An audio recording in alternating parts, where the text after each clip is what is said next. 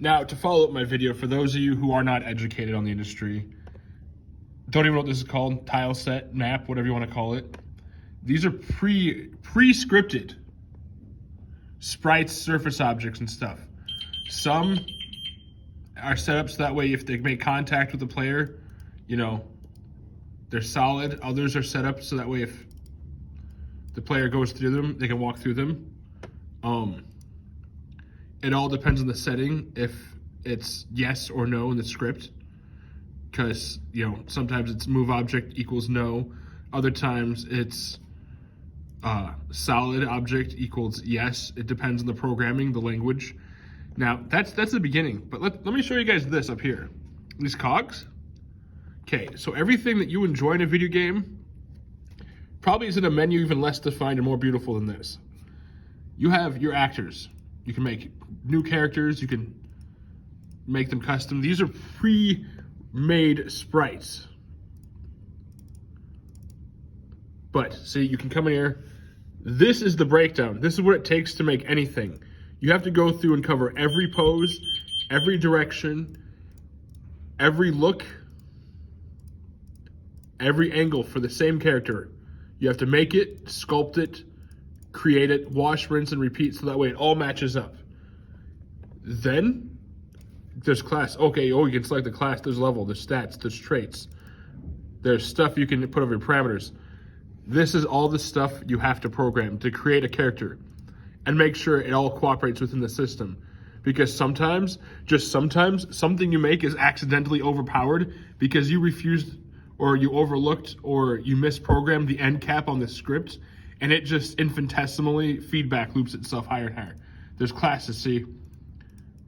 This is the breakdown. This is, again, a beautifully put scale because it's a quick setting. This is the ones and zeros for you, the stats for the characters. You can generate the curve. Level 1. Oh my god, let's make an old guy character. Let's come over here and make his attack. So we'll generate the curve. At level 1, his attack will be 105. Whoa. My number lock isn't on, so we'll go with 105. By the time he's level 9, his attack will be 2. Growth type, normal. All right, but his magic attack, since he's a sage, we'll just come in here. We'll start off at, 16, and he'll end up at like 256. It'll be fast. He'll balloon really fast. Unfortunately, his agility will, since he's getting old, will just take a huge drop. We'll start off at, 32. It'll be a slow growth, but it'll creep. No, he'll start off at 67 because he's ancient already. He's getting more ancient, so he'll go down to like 20. So he kind of arcs off there. See, and this is not even following the numeric values because over here, you have the traits. The farther we go into the system, the more you see everything, the attacks, the skills, items, all of these have numeric values assigned to them, okay?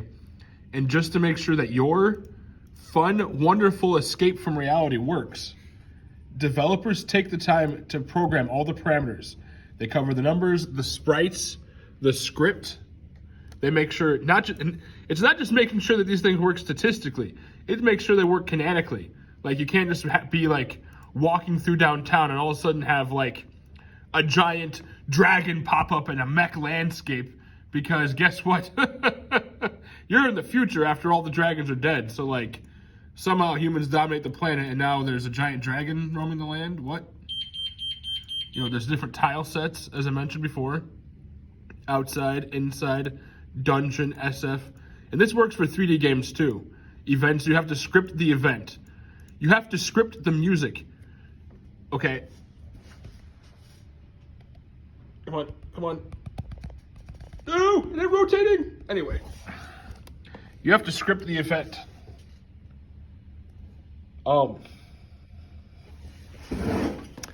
Scripting is a pain. It's a total biznitch. You have to make sure that you hit the notes right, and it's not just G, H, A, B flat, C sharp. No. You have to program it through ones and zeros. And I bring this to you guys' attention because it seems to be like numerous, and see like this, you can make your starting party different, the vehicles images, you can change them. But anyway, it seems like numerous people in the community thinks that making a video game is just plug and chug, 1, 2, 3, hallelujah. No. Some of this stuff may be predefined. Some of it may be programmed to create new content for you. They have to go through a menu even less defined than this to create your encounters and create your wonderful adventures. And this is why, for me, as a gamer, I appreciate the work that the developers do for me, because there's different people in different departments. They have to work separately to make this all work together. Not one person does it all. If one person does it all, that's an indie game usually, and most of you underappreciate those anyway. But then you complain that the value put into this, that 20 plus hours a day across mostly an entire year, a team of 16 to 60 something people created your content, and then you're upset that you have to pay $20 or greater for an entire expansion. Okay, nothing in life is free. Nothing in life is really fair. But honestly, I think spending $30 on content for a game that people have put their life, that have avoided their families, that have missed out on events to make sure that you got what you wanted, I think $30 is worth it. $20 even is worth it, because that contributes to their success.